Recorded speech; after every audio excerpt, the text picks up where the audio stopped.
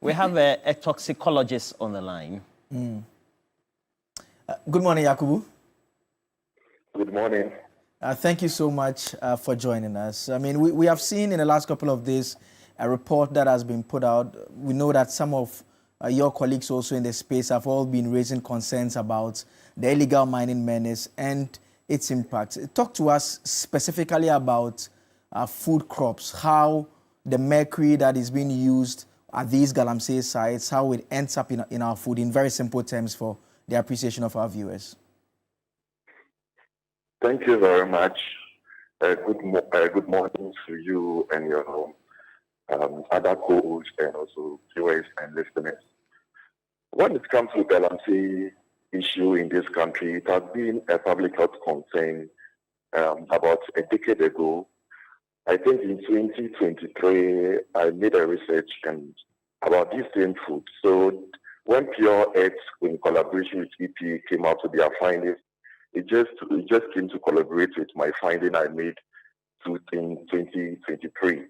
And my research showed that crops that was actually grown in soils around these Galamsey areas were actually contaminated with this mercury. You know, whenever doing the artisanal gold mining or maybe these Galamsey that we usually call this, before you can get your pure gold from the ore, you need to add mercury just to capture your gold. From there, you try to heat the mercury off from the gold so that you can get your pure gold. And in the process of heating, the volatile ends up in our environment, and you can inhale them. And that one we'll talk about that later. But when it gets into our atmosphere, it also falls back on our soil. And these can be washed by running water to even far away side from the Galamsey area. So any crops that is being grown on this soil ends up picking up this mercury from the soil. And research has shown that monocotyledonous plants are more likely to pick up this mercury faster than other crops. When we say monocotyledonous plants, we mean our cassava, our rice, our palm or palm fruits. These are highly to even take the mercury or other heavy metals faster from the soil than that of the cotyledonous plants that we have. So this has become a major public health concern in Ghana. And you know, in Ghana, one of our staple food that we like taking every Sunday happens to be this fufu. And fufu is made from this cassava. And calculation has shown that cassava can pick it more faster than any other crops. So this has been really a public health concern. If care is not taken, it's going to overburden our healthcare system. Recently, there is a report from Hollywood that about 2,300 referrals for kidney cases, and all these have a possible link with our mercury exposure that we are exposed to from our illegal or Galamsey activities that we have in this country. So in a nutshell, that's in the layman term, that's how I can explain the impact that this illegal mining is having on our food crops. We went to the markets yesterday, and some of the traders, they tell us that, well, no matter what process that's gone through and what it contains, they will just pick salt water, they will wash it, and they believe that deals with whatever is inside. That cannot be accurate. Okay. When it comes to the mercury that we are talking about, it's a heavy metal, and it is also non-biodegradable. When we say non-biodegradable, meaning it can never be destroyed. When it gets into the environment, it stays in the environment. And one thing about this mercury is that when you end up taking them in your body, and let's say maybe through natural process, you pass on, when they bury inside the soil, you go with the mercury in your grave. So this mercury you are talking about can stay in the environment, which have shown that it can stay in the environment for about 880 years without being destroyed. And there is nothing that can destroy this mercury.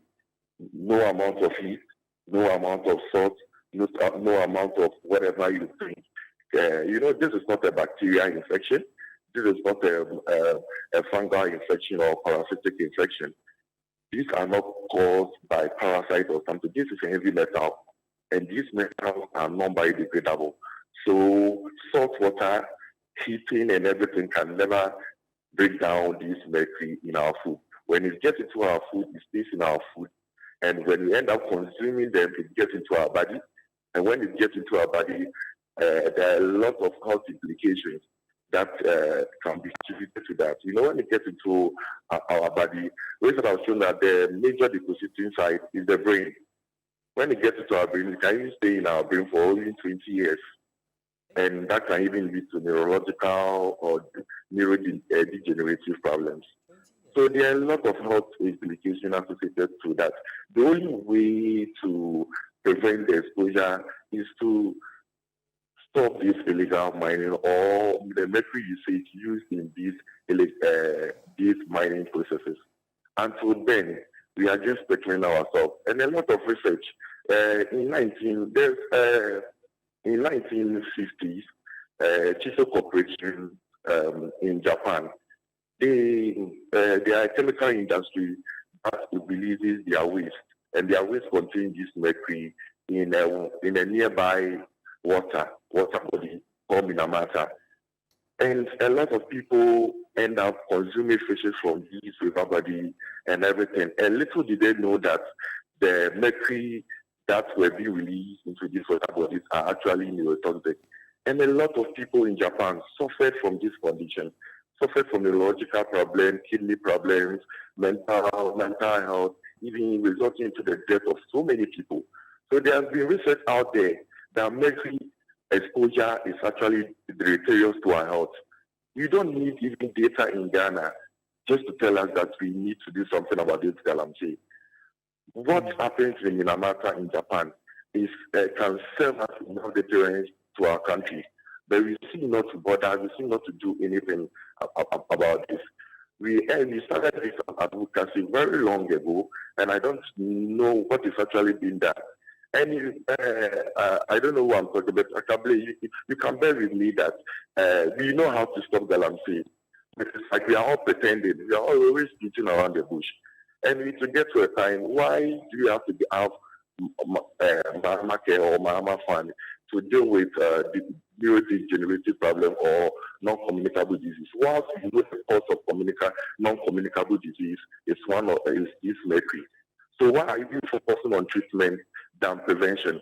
That has been our problem in this country. Thank you very much for that insightful commentary there on the situation and explaining to us what exactly is happening. And it confirms what the EPA and their external partners put down there. And the scary part is how long the metal, once it gets into whether it is food or it's in the soil or it's in the water, it's there forever. It's there forever. I mean, 880 forever. years. I heard him say nobody lives up to and that. And the subject of the Minamata issue has even now led to it being called the Minamata disease, where you have neurological effects, birth defects.